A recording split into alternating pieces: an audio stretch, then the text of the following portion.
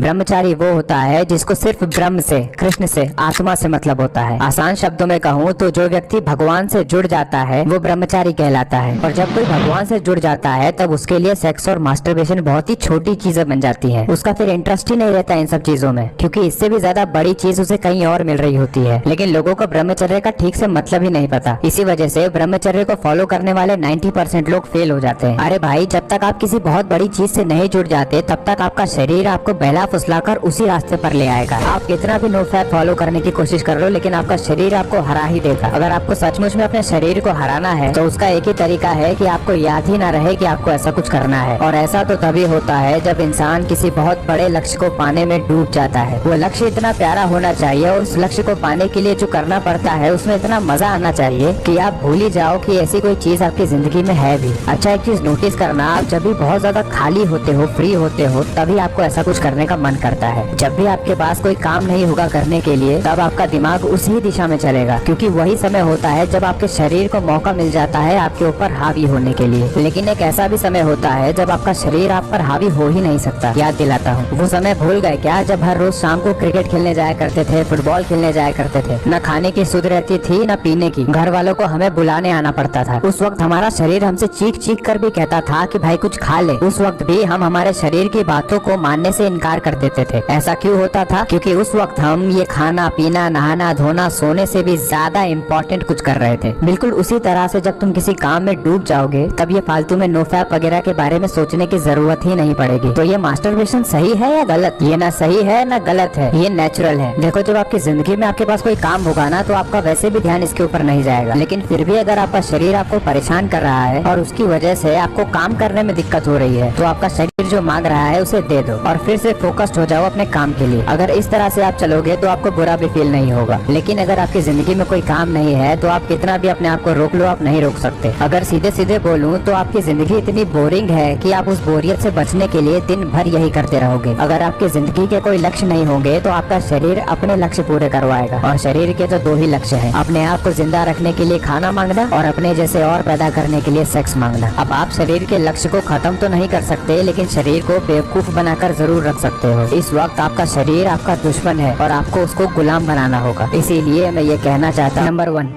मैं मेरी लाइफ में आने वाले किसी भी सिचुएशन से भागूंगा नहीं या फिर उस सिचुएशन को टालूंगा नहीं, मैं लड़ूंगा।